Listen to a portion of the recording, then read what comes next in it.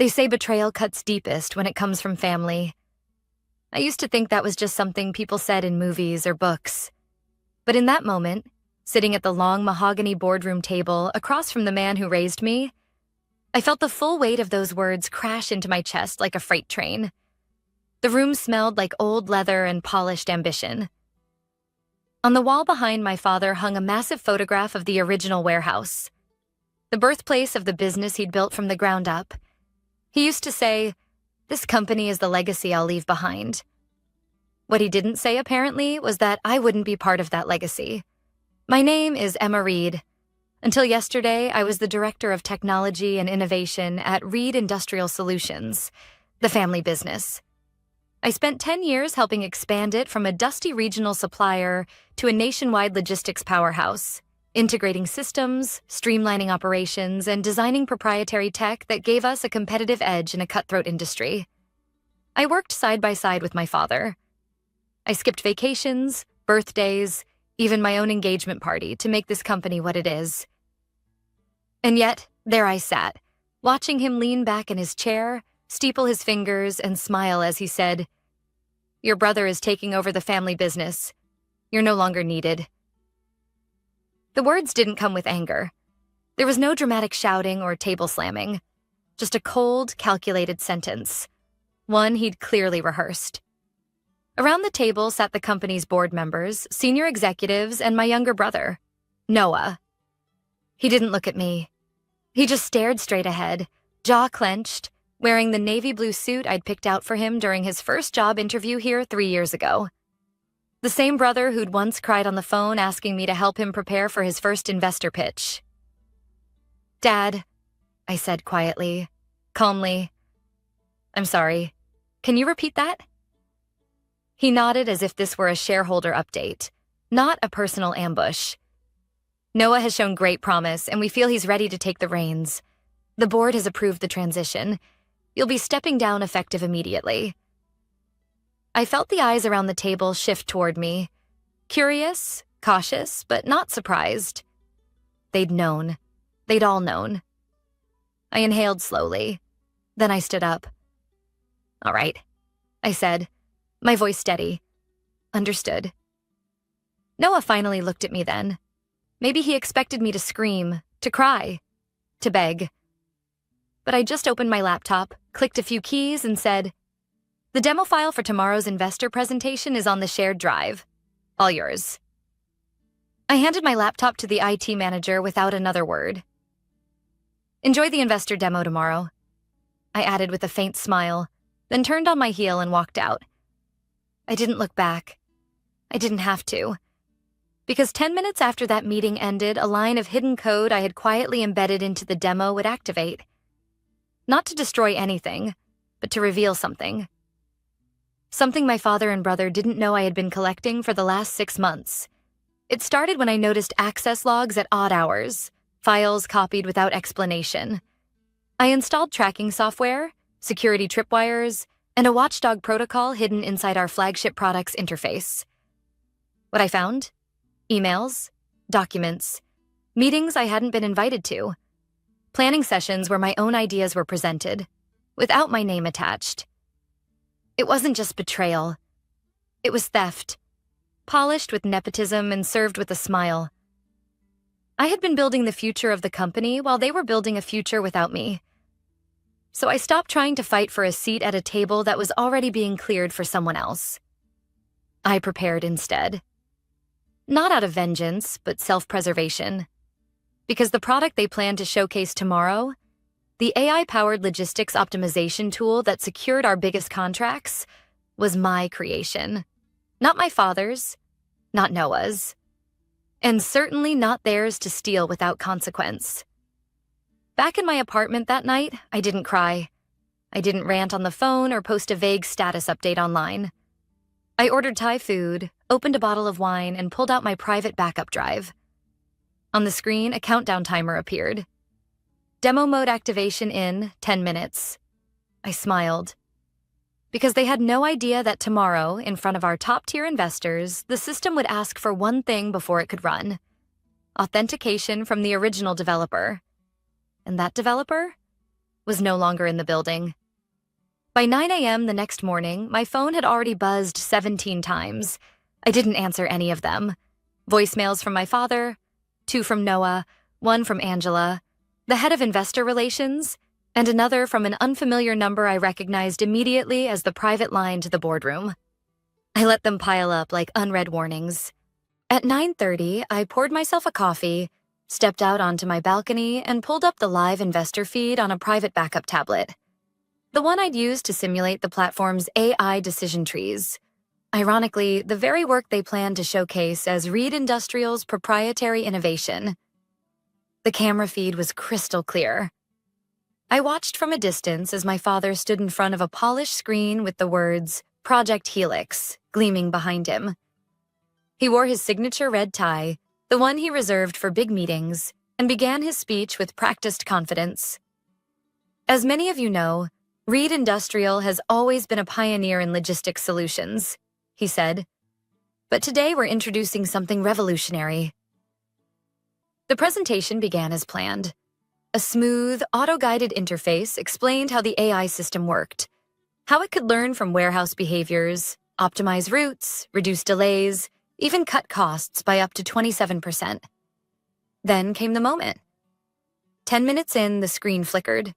Just once. Then again. My father paused. A few investors shifted in their seats. The interface blinked twice and a new screen appeared. Not the one they had rehearsed. Authorization error. Original developer credentials missing. Please insert valid security token to proceed. I could practically hear the silence through the screen. My father tapped the touch screen. Once. Twice. Then looked over at the tech lead who sat frozen behind his laptop. Is this part of the demo? One investor asked. Then the screen changed again. Unauthorized use detected. Developer has initiated Ethical Compliance Protocol 7.4. Internal system logs now accessible to all stakeholders.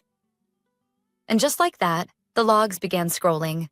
Every timestamped document, every late-night access, every unauthorized meeting between Noah and a third-party consultant discussing licensing agreements before my official termination. Even email threads debating when to replace me, not if. I sipped my coffee and tilted the screen back, letting the morning sun warm my face. What I had built wasn't just smart software. It was a sentinel, one that watched and learned, not just from code, but from people. It didn't just track movement inside a warehouse. It tracked behavioral patterns, including internal misuse and ethical red flags. It was designed to protect systems from anyone, even its owners, even its creator. At 9:42 a.m., my father finally called again. This time I answered. Emma? He said, his voice low, like he was trying to stay calm in a room full of chaos. What did you do? I didn't answer right away. You activated a lockdown on our most important presentation, he continued. Do you have any idea what this looks like to investors? I do, I said. It looks like your company tried to erase the one person who made that system possible. There was a long silence. I didn't know Noah went behind your back, he finally said. That wasn't the plan. I let that sit in the air for a second. But cutting me out entirely was the plan, right? More silence. You didn't even ask me, I continued. You just decided I was no longer needed. Like I hadn't sacrificed 10 years to build what you now call Project Helix. Look, he said, softening. Maybe we rushed things. There's still a seat at the table for you. No, I said firmly. There isn't. Not anymore. I hung up, and that's when the next notification came through on my private interface. Ethical violation report sent to stakeholders. Complete. It wasn't about destroying the company. It was about revealing the truth. I had set the system to copy the full internal ethics report to every investor's inbox. Not out of malice, but transparency. They deserved to know what kind of leadership they were backing, what kind of behavior was being hidden behind red ties and boardroom smiles. By 11 a.m., 3 board members had resigned. 2 investors pulled their offers, and the rest requested an emergency ethics review before proceeding with any further funding. I didn't celebrate. This wasn't a victory. Not yet. But it was clarity. For the first time in months, I wasn't questioning whether I was overreacting.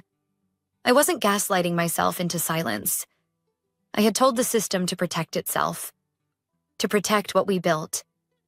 And it had listened. People always see the outcome: success, disruption, retaliation. But rarely do they see the years behind it.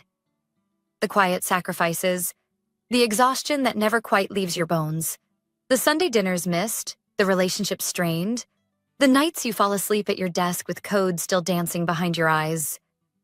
That was my life for nearly a decade. After finishing my degree in systems engineering, I had offers from Google, IBM, and 2 venture-backed startups. But I chose the family business, Reed Industrial Solutions, because I believed in what my father had built. I believed I could take it further. Back then, the company was struggling to modernize. My father didn't understand automation, machine learning, or even cloud architecture. He was old school. He believed in handshakes, ledgers, and loyalty. Or so I thought. I didn't come in demanding a title or salary.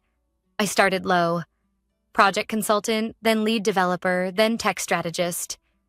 Each year, I built something new: inventory mapping software, warehouse automation, smart routing systems. And eventually, Helix, though that wasn't its name then. Helix began as a side project, an AI trained to detect inefficiencies in supply chains. But over time, it evolved. It started predicting disruptions before they happened: shipment delays, vendor fraud, internal leaks. It wasn't just optimization. It was protection. I showed it to Noah once, back when he was still just the kid trying to help out. He'd come to my office late at night, watching me build neural pattern maps on whiteboards and scribble logic chains in the margins of my coffee-stained notebooks. "This is insane," he'd said once, watching Helix reroute a delivery chain in real time after predicting a labor strike. "It's like the AI can see the future." "No," I said. "It sees patterns, and it learns." At the time, he looked at me with awe. That was before the board meetings he started attending alone, before he stopped returning my messages, before the whispers started. I didn't want to believe it, not even when I found the first signs. A copy of my framework shared under Noah's credentials, a budget line item for software scaling that I hadn't approved, meeting invites to Helix-related demos with my name absent from the list. At first, I told myself it was a misunderstanding, that Noah was just clumsy or eager, that Dad didn't know. But when I brought it up, gently, respectfully, my father looked me in the eye and said, "Maybe it's time to let your brother take the lead on some of these initiatives. He's got a knack for business." A knack. That's what he called it. That night, I stayed in the office until 3 a.m. I stared at the source code of my own creation and thought, what if they really try to take this? What if they lock me out completely? So I began building in safeguards. Not malware, not sabotage. Just a quiet line of logic that said, if the authentication protocol doesn't match the original developer's keychain, the system locks down. Automatically. No drama. Just data. I also began encrypting copies of every major development milestone and saved them off network. And I waited. Now, in the aftermath of the failed investor demo, all of it had triggered exactly as intended. Noah had called 5 times already that afternoon. I didn't answer, but I listened to one of his voicemails just to hear the tone. "Emma," he said, voice tight with tension, "we need to talk. Look, I know things got messy, but we didn't mean to shut you out. It was Dad's call, okay? I was just going along with it." Going along with it. That line echoed in my head for hours, because going along with it is how betrayal begins. Not in malice, in silence, in the choice not to speak up, not to intervene. By 4 p.m., Angela from Investor Relations emailed me directly. "Emma, several stakeholders are asking if you'll be returning to complete the Helix demo." There's a proposal forming to offer you an advisory role and a revised compensation package. Please consider responding within the next 24 hours. The board is open to renegotiation. Regards, Angela F. They were scrambling, and I could have taken the offer. I could have walked back into that office, negotiated equity, a new title, a fat check. Smiled politely and pretended we were all on the same team again. But I didn't want a seat at a poisoned table. I didn't want hush money or a fancy title that meant nothing. I wanted something more valuable. Integrity, recognition, and the power to ensure that what I built would never be used against me again. So I crafted my response with precision. Angela, thank you for your message. I'm open to a discussion, but I won't be returning under a temporary advisory title. I'm prepared to resume leadership of the Helix project, under terms that include formal recognition as its creator, 51% IP ownership, and veto power on ethical use cases. Otherwise, the system remains inaccessible. Kindly, Emma Reed. I hit send and closed the laptop. This time, I wasn't waiting for permission. That evening, I got a dinner invitation. It came in the form of a short, formal message from my father's assistant. Emma, your father has requested a private dinner to discuss the future of the company and your role in it. He hopes you'll join him tonight at 7 p.m. at La Vigne. A reservation has been made under Reed. Monica. La Vigne, his favorite restaurant. The same one where we celebrated the company's first $10 million quarter, back when I still believed this business was a family and not just a brand. I considered ignoring the message, but then I remembered something an old mentor once told me. Never walk away from the table when they're finally ready to admit they need you. Let them say it out loud. So I dressed sharp, arrived exactly on time, and found my father already seated at a corner table, wine glass in hand, menu untouched. He stood when he saw me. Emma? I nodded. Dad? No hugs, no fake warmth. Just silence as I took my seat across from him. He studied me as if trying to read the expression I wasn't showing. You look well, he offered. Strong. I am. He cleared his throat. You've made quite an impression the last 24 hours. Funny, I said, tilting my head. I've been making impressions for 10 years. You just weren't looking. That shut him up for a second. Then came the sigh. The one I knew too well. Part frustration, part forced humility. I'll admit we made some miscalculations, he began.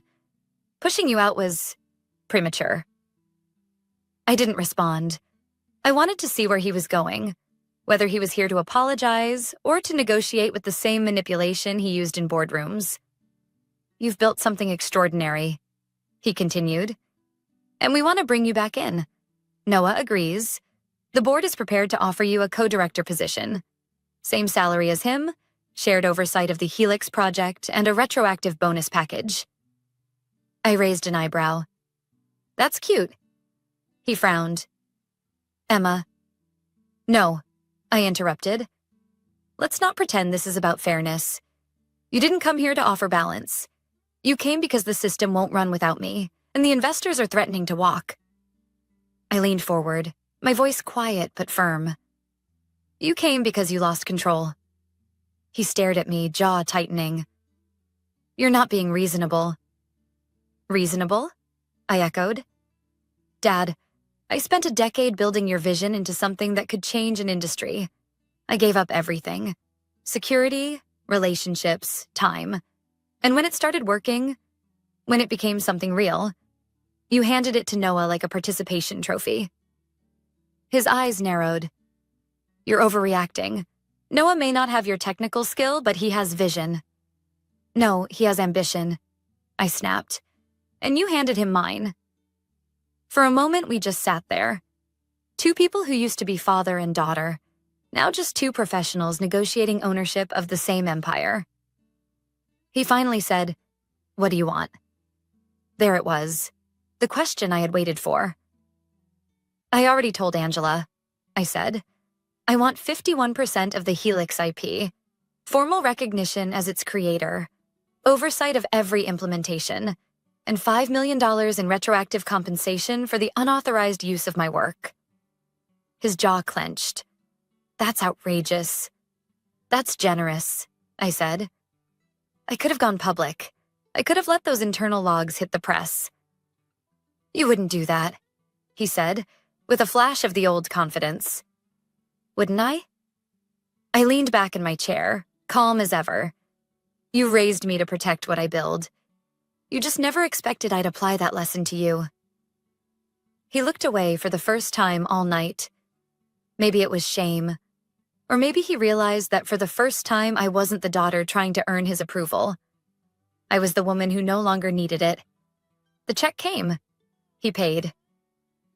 As we stood, he said quietly, "I'll have legal draw up the documents." I nodded. "Good. And Dad?" He looked up. "I'm not coming back to be your employee. I'm coming back as your equal. Don't forget that." He gave a slow nod. Understood. I walked out into the night, the crisp air hitting my face like a reset button. The street was quiet. My phone buzzed with a message from Angela. "Board has been informed. Drafting new terms. Congratulations." I didn't smile. Not yet. This wasn't over. But the balance of power had shifted. And for the first time in a long time, I was exactly where I needed to be. By Monday morning, the building looked exactly the same. But everything had changed. The front desk staff stood a little straighter as I walked in, and the security guard, Marcus, who used to nod without looking up, gave me a sharp, respectful, "Good morning, Ms. Reed." I nodded back, wondering how much he knew. Probably more than I thought. In my hand, I held a fresh access badge. The lanyard read Executive, Co-founder in bold silver letters. The elevator ride up felt strange. Familiar, yet foreign. Like walking through a house you used to live in before it was remodeled without your permission. My floor, formerly the innovation wing, had been rearranged. My office had been emptied, and the nameplate on the door now read Noah Reed, Director of Strategy. I didn't bother knocking. Noah was behind my old desk, typing furiously, looking like a man on the edge. The second he saw me, his face tightened. "Emma." "Noah," I said calmly. "Looks like you've made yourself comfortable." He stood up. "You've got some nerve showing up here after what you pulled." I gave a tight smile. "Funny. That's exactly what I thought when I found you presenting my work as yours." He scoffed. "We were a team." "No," I interrupted. "We were never a team. I brought you in. I coached you through your first year. I gave you access to everything I created, and you used that trust to undermine me." "I didn't plan this," he said defensively. "Dad said—" "Don't," I cut in. "Don't put this on Dad. He may have given the order, but you executed it." He sat back down, exhaling through his nose. "So what now? You're just back? Like nothing happened?" "I'm back," I said. "But nothing's the same. I've reviewed the new contract. I have majority control over the Helix IP. All implementations run through me. And you are no longer authorized to touch the system." His mouth dropped slightly. "That's ridiculous. You can't just—" "I can," I said, placing a printed copy of the agreement on the desk. And I did. He stared at the document like it had insulted him. "So what? You're going to be Dad's equal now?" "Noah," I said gently but firmly, "I'm not interested in being Dad's equal. I'm only interested in protecting what I built. If you want to work on your own projects, fine. But Helix is mine now. Officially, permanently." He sat in stunned silence. I turned to leave, then paused in the doorway. "You could have just asked, you know. If you wanted to be part of it, I would have let you in. On the right terms. But instead you went behind my back. You let Dad talk you into believing you deserved something you didn't build. That kind of thinking? It has consequences." I walked out without waiting for a reply. Later that day, I sat in my new office, Spartan but functional, flipping through Helix's live reports. Since the lockdown had lifted, the system had resumed its predictive analysis. seamlessly adjusting warehouse workflows, vendor flags, and fleet routing across our logistics network. It was better than ever, smarter, more intuitive. At 2:15 p.m., Angela knocked and entered with a list of upcoming client demos. "We've had 4 new inquiries from enterprise clients since this morning," she said. "Apparently, word got out that the system has a real-time ethics protocol embedded. They want it. Badly." I nodded. "Schedule them, but under the new transparency model." Angela raised an eyebrow. "Transparency model?" "Yes," I said. "Every implementation of Helix from this point forward includes 3 things: user accountability logs, internal ethics tracking, and quarterly compliance audits. I won't let this technology become another corporate weapon." She smiled, a little surprised. "That's bold." "It's necessary," I said. "I've already seen what happens when power is handed to the wrong people." After she left, I leaned back in my chair. The office was quiet. For the first time in weeks, I felt something I hadn't in a long time. Control. Not over other people, but over myself, my work, and the future of what I had built. I checked my inbox. There was one message waiting. From my father. "Emma, I reviewed the documents. I understand the terms. You've made your position clear. For what it's worth, I'm proud of what you've built, even if I didn't show it the right way." Dad. I didn't reply, not because I didn't care, but because sometimes silence says more than 1,000 words. And in that silence, a boundary had finally been drawn. This was no longer just a business. This was mine. 3 months later, Helix was everywhere. We had just closed our largest contract yet, an international supply chain conglomerate spanning 6 continents.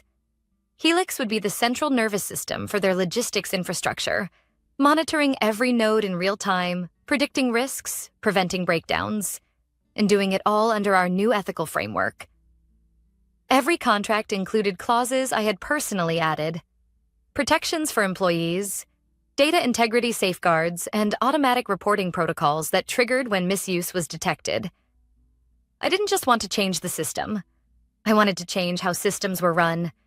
And the world had taken notice. I was invited to speak at industry conferences.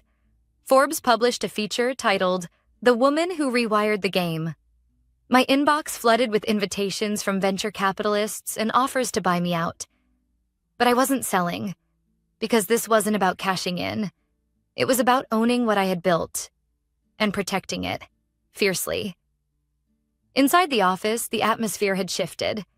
People were more cautious around me at first, unsure of what my return meant. But I made it clear. I wasn't there to punish anyone. I was there to lead. Not with vengeance, but with clarity. "Noah?" He kept his distance. After the dust settled, he stepped back from his executive role and took on a less visible position: Strategic Partnerships Liaison. A demotion in spirit, if not in title. He avoided direct contact, though I caught him once, standing silently outside the Helix operations room, watching the monitors flicker with real-time optimization data. His face was unreadable. My father kept up appearances. He congratulated me publicly, praised my visionary leadership at shareholder meetings, and even posed with me in the company's press releases. But behind closed doors, our relationship remained professional. Not cold, but distant. Like 2 former generals who had survived the same war but no longer fought on the same side. And that was okay, because some scars don't need to be fixed. They need to be acknowledged, so you can move on with your armor intact. Then came the day that brought it all full circle. I was scheduled to speak at the company's annual Innovation Summit, a high-profile event where our biggest clients, stakeholders, and partners flew in from around the world. Backstage, I reviewed my talking points, took a breath, and stepped onto the stage. The lights hit me. Dozens of faces stared back, but I wasn't nervous. I was ready. 3 years ago, I began, this company nearly lost its future. Not to competitors or market crashes or tech disruption, but to something much harder to see: internal betrayal. There was a pause in the room. Betrayal doesn't always look like sabotage. Sometimes it's quiet, a meeting you're not invited to, a decision made without your input, a credit line with your name removed. A few heads nodded, others stiffened. I didn't fight back with lawsuits or headlines. I let the system I built speak for itself, because I trusted it to tell the truth. I paused, letting that settle. And here's what I've learned. You have to protect what you build. Not just the code or the contracts, but your integrity, your ideas, your boundaries. More nods now. Eyes locked in. Because if you don't protect them, someone else will take them. And they won't ask. They'll smile while they do it. They'll say it's business, that it's nothing personal. I stepped forward. Make it personal. The room was completely still. Helix didn't just predict threats. It identified patterns, and those patterns told a story. A story about what happens when innovation is treated like property instead of purpose. Another beat of silence. I'm not here because I played politics. I'm here because I prepared. Because I stayed true to what I knew was right. Even when it hurt. And that's what I want to leave you with today. I looked across the room, at the executives, the engineers, the interns. At some point, someone will try to take what you've built. They'll underestimate you, ignore you, replace you. I let that hang in the air. But remember this. Power doesn't lie in who gets the credit on the first page. It lies in who controls the next chapter. Applause broke out. Not thunderous, but sincere. After the summit, a young woman approached me. Nervous, excited, eyes full of ambition. Maybe the way I used to look at my dad. Ms. Reed, she said, what's the secret? To doing what you did? I smiled, handed her the mic they'd just taken off me, and said, build something they can't take from you, and make sure it knows exactly who you are. That night, I got home late. Tired, wired, fulfilled. As I kicked off my heels, my phone buzzed softly.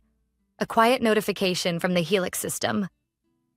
System integrity, secured. Threats, neutralized. Protections, active. Creator authenticated. I smiled. Not because the war was over, but because from now on I'd never have to fight it unarmed again.